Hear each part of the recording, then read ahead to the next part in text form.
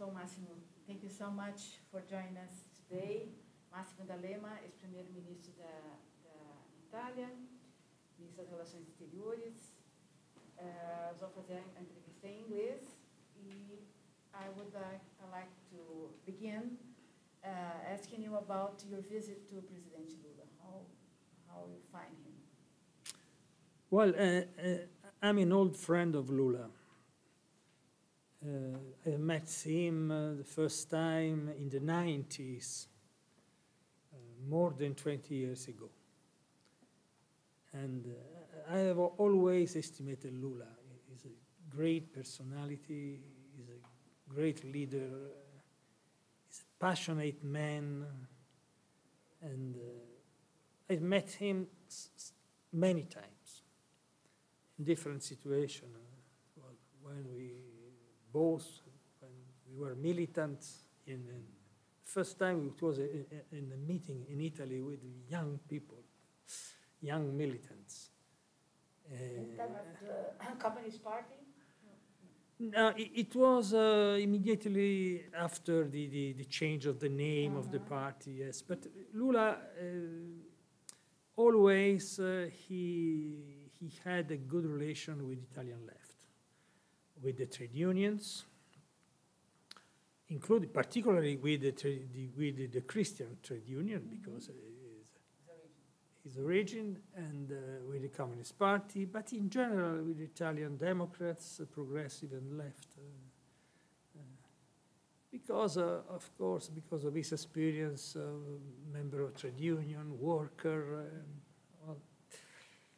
and also because there are strong ties between Italy and Brazil, including the fact that his wife, who died recently, Marisa, was Italian.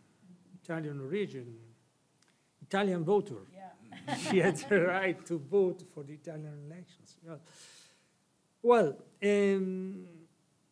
I was in Brazil in 2002 for the first electoral victory of Lula during the campaign, known to celebrate the victory during the campaign. I went in Rio Grande within the Italians. Italians were quite conservative, but I tried to convince them, some of them, to support Lula. I was in Sao Paulo. I met the Italian community at Italian Palace, Palace Italy, no? So it's a very... Palace Italia. Yes, of course. I was there with Italian entrepreneurs. Well, and I was one of the few leaders of the European left supporting Lula in 2002, because the majority believe he couldn't win. Well, and then I was with Lula many times when he was president. The second time when he was elected, I was in Brasilia for the inauguration of his mandate as a foreign minister at the time. Well, Lula is a little bit thin. It's a tense, of course. He's suffering. But he's determined, lucid, and, well, he has the same vision, the same passion that he had when he was in office. It's not different, Lula in Planalto e Lula in Distrito Federal de Curitiba. It's not different, the same person, the same political vision. We had a long discussion. I had to say that the police was very kind, because he was together with Cuauhtémoc Cárdenas, a former governor of Mexico. Also, Cuauhtémoc is an old friend. I was with him when he won the elections. It was the first important victory of the left in Mexico. And, well, we talk about many things. Particularly, he's reading a big book on the hunger in the world. He's expert.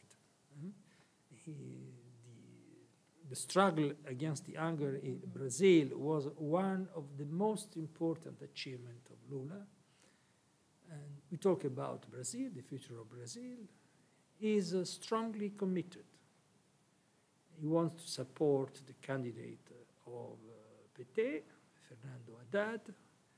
He is thinking what he can do in the difficult situation which is living.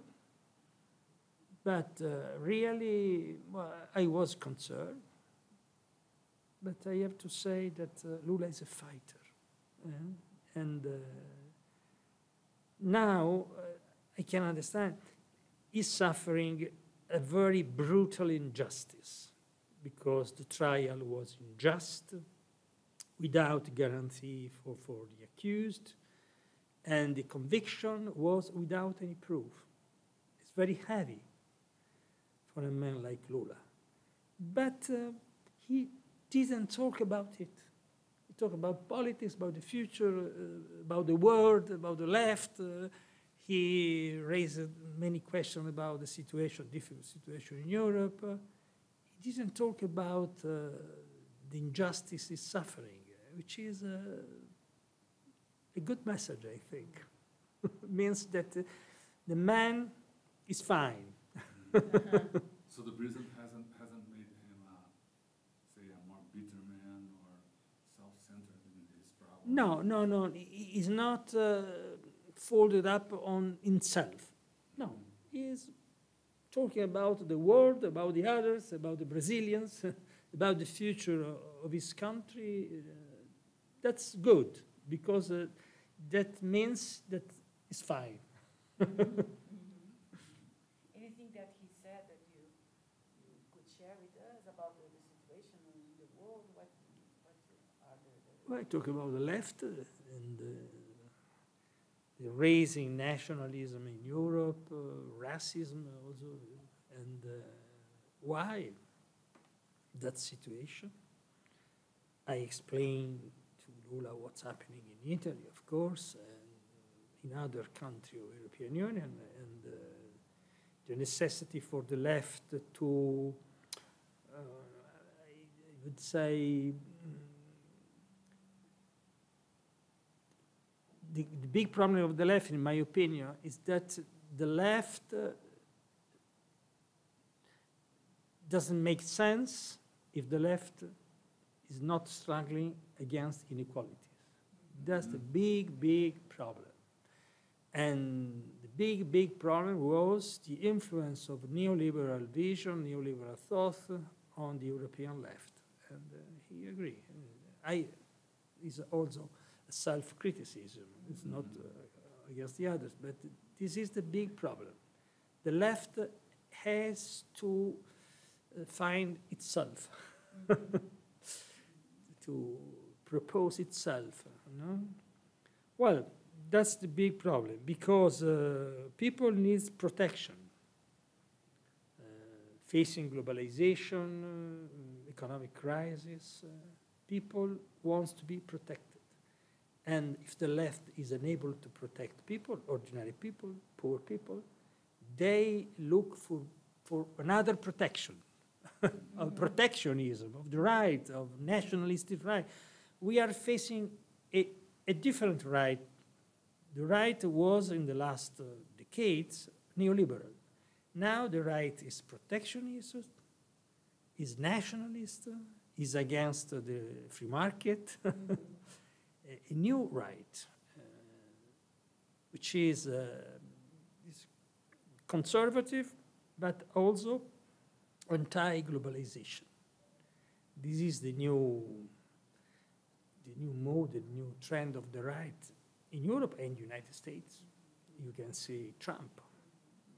So different from fascism, different from the ideas of Mussolini or Hitler. It's not so different, because the cultural background is the same. Well, of course, the difference, the big difference is that we have democracy. So far away, because it's difficult to remove democracy in Europe now. different. There are different forms of authoritarian regimes, not dictatorship, not violence. But the cultural background is not so different from the right of the 30s of the past century. So, but the left is also anti-globalization. So how differentiate? Well, no, the left in Europe and the United States, progressive, were in favor.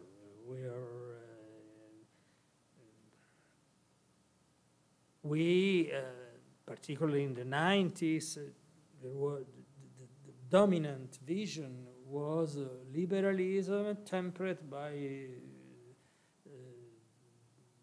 solidaristic values of socialist tradition, Christian tradition, but it was dominant a very optimistic vision of globalization, the idea that with globalization the wealth will increase, and it was a mistake. The under-evaluation, well, of course, globalization creates more wealth.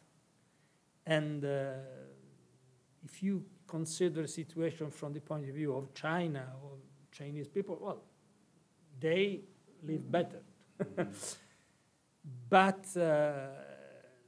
we cannot under-evaluate the level of inequalities created by globalization,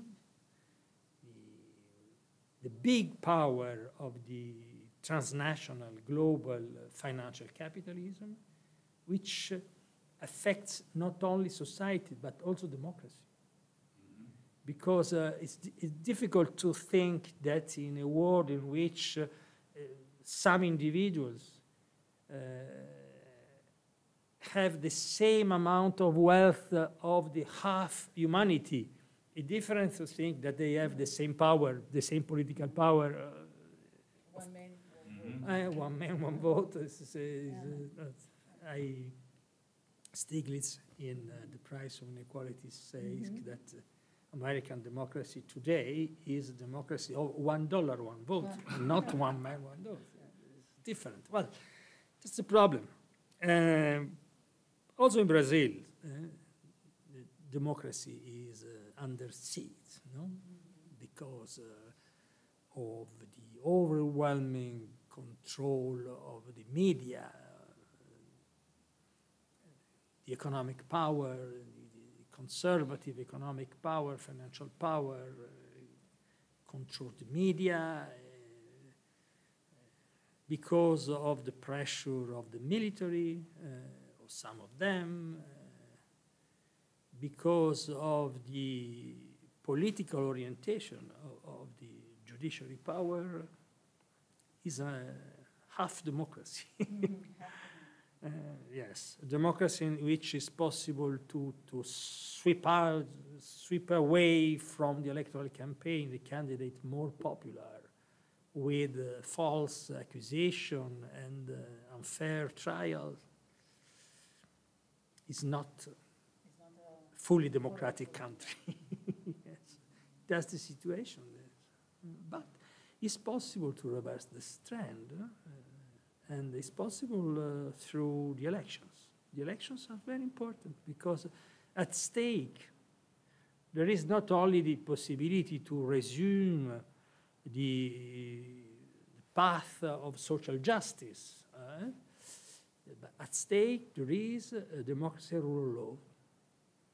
I think so. That's why Democrats everywhere in the world are looking at the Brazilian situation with concern, but also with solidarity, with participation. So many people different because in this conference, seminar, Dominique de Villepin is not a man of the left, no, but he's a Democrat. That's why we are coming here, because we believe that democracy is a universal value, and we have to defend, protect the democracy everywhere, also in Brazil. And from my point of view, there is also the strong connection between Brazil and Italy, historical, cultural, human. Well, but do you think that the same powers that did the impeachment and this coup against democracy in Brazil will accept an eventual victory of the left, of the same PT that they took away from power? I believe that the goal of this initiative, no, the illegal impeachment, because I think there is no accusation against Dilma Rousseff, personal. There's no legal basis for impeachment. It was a political coup.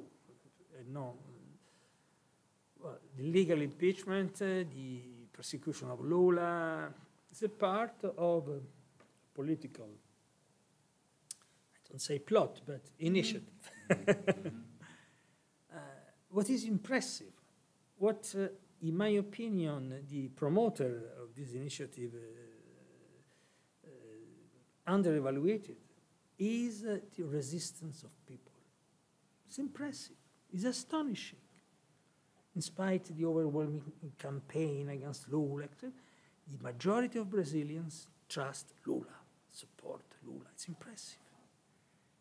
It's also the extraordinary personality of this man. The fact that he has some incredible, magical connection with ordinary people, with poor people of Brazil. That was under-evaluated, I think. They believe really that the campaign against Lula, the conviction of Lula, well, to eliminate not only Lula, but the PT and the left. It was impossible because of the resistance of people.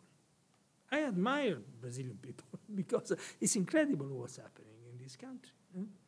Lula cannot be candidate, but if he were candidate, he won at the first term without ballot. It's incredible. It's incredible. It's something important for the world, for the entire world. I'm curious, of course, because without Lula, it's more difficult, but we will see. I'm optimistic. It's funny that you stress the resistance of the people, because here in Brazil, so many people, even in the left, say, well, where is the people? We don't have mass demonstrations. There is no resistance. Well, maybe, yes. But well, the journey of Lula in Brazil was impressive. But it's possible to resist also without mass demonstration.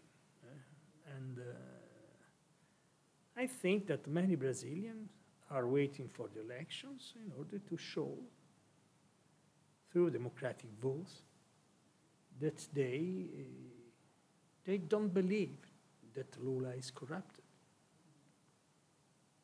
They believe Lula is a man who worked for people. That's true. That's the reality. This truth is stronger than any campaign.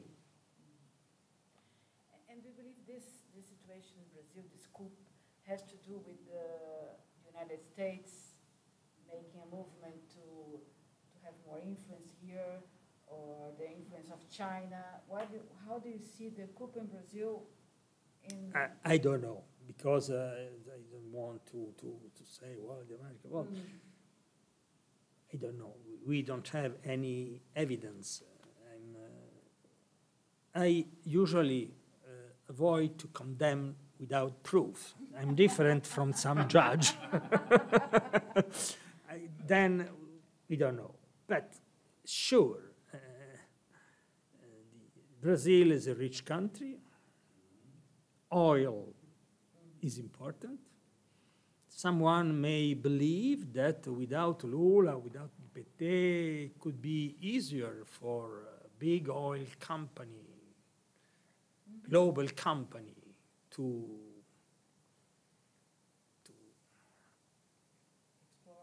explore, yes, to become owner of the wealth of Brazil.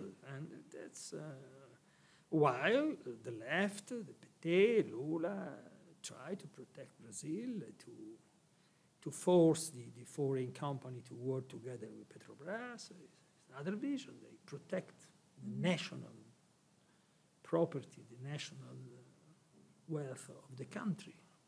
Some other leadership maybe more ready to concede. Of course. What happens in Brazil is important for the world, for the... Why?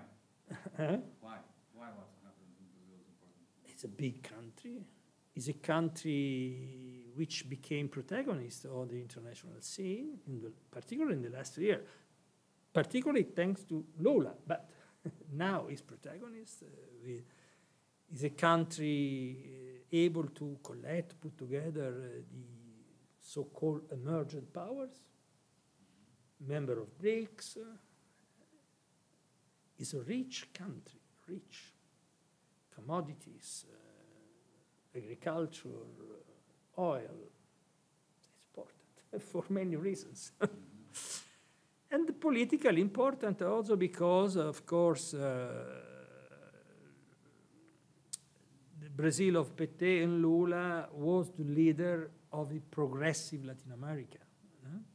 Now it seems that situation is more difficult, but I think is open because, well, in some country, of course, the conservative are gaining ground, but what happened in Mexico is interesting because, well, López Obrador represents something new compared to the traditional left, but of course is not the candidate of Trump. He represents a challenge to the North American approach. I think that Brazil with a left-wing government, Mexico con López Obrador, means 70% of Latin America. So 70% would be very important in the balance of power in the continent, in the world. That's why what's going to happen in Brazil is important, not only for Brazilians. And how about Italy? You said you talk about Italy with President Lula. It's difficult to know from here what's really happened. We have this movement, Cinque Stelle. What's happening in Italy? Well, it's a very difficult situation and also new, because we can say that the populist, anti-European populist movement won the elections, both within the left and within the right. Because the traditional left was defeated, and a new party, well, I want to be clear, Five Stars movement is something new.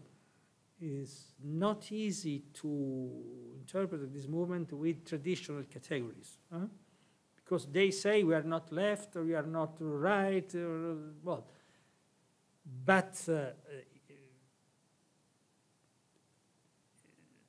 no doubt that their campaign, their propaganda, their program is against injustice, against poverty. The big idea of the electoral campaign was to give subsidies to poor people, reddito di cittadinanza for every citizen. Well, against inequalities, against poverty, against privilege on the other. This is the left. Or traditional issues, traditional position of the left. On the other side, the populist right of Northern League, now is not anymore Northern, is national movement, and traditional populistic right against immigrants, lower taxes. What is incredible that they made the government together, summing up The idea of giving subsidies to the poor and to reduce taxes to the rich, which is impossible. And now we are saying it's impossible. It's possible. It's impossible, yes. We will see. We will see. So far, there is a consensus for the government. While instead they are not acting, but there is a strong propaganda. The government was created with the idea to challenge the markets, European Union, European Commission, the financial market, and immigrants. Of course, to challenge the market is more difficult. So far, they are yes, the escape are the immigrants, because it's much easier to to persecute the poor people, immigrants, than to fight against the power of the international financial power. It's much easier. We will see. I think that there is a big problem for the left, because the traditional left, center left, was responsible for that situation. I think so, yes. Responsible, because for the under-evaluation of the social suffering, injustice, for a very neoliberal approach. Well, the Italian center-left Democratic Party suffered of late Blairism, no? Late, very late, because I can understand Blair in the 90s. Well, there was a different vision of the world, but after the crisis of 2008, the neoliberal approach, it's clear it doesn't work. I believe that in order to be credible as a position and as an alternative to the current political power, political alliance, which is not working, in my opinion. But in order to be credible, it would be important to have a serious discussion about why we lost. So far, I'm not anymore leader of any party. I was. Now I'm a militant. I chair a cultural foundation. I'm a passionate observer. So far, there is no political discussion, no also a critical discussion about what happened. But I'm confident. Something is moving. New leaders are new possible leaders, new... Jeremy Corbyn, for instance. No, I'm talking about Italy, yes. But in Europe, in my opinion, it's clear. The left is able to regain ground. That's why I quote. In the country in which the left is able to act according to its values. Well, I admire Antonio Costa. Portugal. Why? Because he refused the cooperation with the conservatives after the elections, and he created a government, a majority with the communists, with the left, alternative to the right, and which was a courageous decision, because it's not a big majority, and because of the pressure for a great coalition, he refused. And the left in Portugal is strong. I admire Sanchez because he refused to make an alliance with Rajoy, and now he's in government. And I believe that Corbyn, the labor of Corbyn is around 40%, because he was able to change the culture of the labor compared to the time of Blair, to present a more in Italy is lacking such a... In Italy, so far, is lacking. Absolutely, yes, it's lacking. But I think the history of Italian left is strong, is important. Yes, well, there is a time to recover, I think. I'm optimist for the future. Now, the situation is worrying. What you're saying is that where the left is true to the traditional leftist issues, it's growing. Well, traditional. Well, of course. The problem is to be consistent with our values. Of course, we have to change. The means, the tools, the situation has changed. But, well, which means that fighting inequalities today is not the same thing that fighting inequalities 50 years ago. But you have to fight inequalities. But we have to fight inequalities. That's a problem. No. The left doesn't make sense if it's not consistent with its own values. That's the problem. And of course, in order to fight inequality today is more difficult. Why? Because in the past it was possible through the power of a national state, no? Taxation for the rich, welfare state for the poor. Now it's more difficult because of the globalization, the existence of a big financial power which is not under control of the national state. Social justice in a globalized world is more difficult. And we have to create new institutions, new opportunities. Piketty, in his very interesting book, wrote that we need an international authority for taxation of the capital gains. Capital, which is a big problem because without the possibility to put in taxes on capital gains, the fiscal system is only on labor and enterprises, which is unfair. Right? Well, we are facing a new difficult challenge, but I think, and we have to change our culture, our vision, our proposal, but the big problem is to be consistent with our traditional role.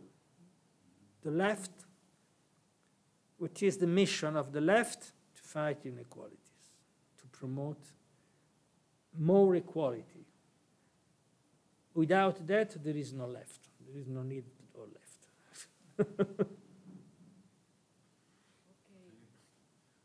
And in this sense, Lula was an example.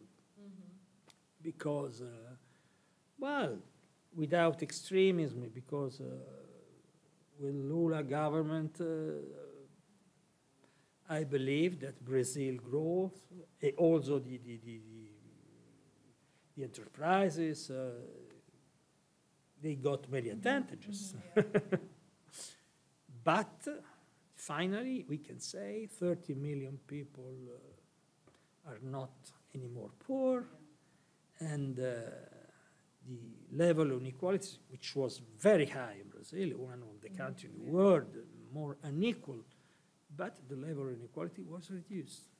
That's why the Brazilians trust Lula and defend him. Okay. Thank you so much for your... Sorry for my English, but I think you can understand, no? More or less.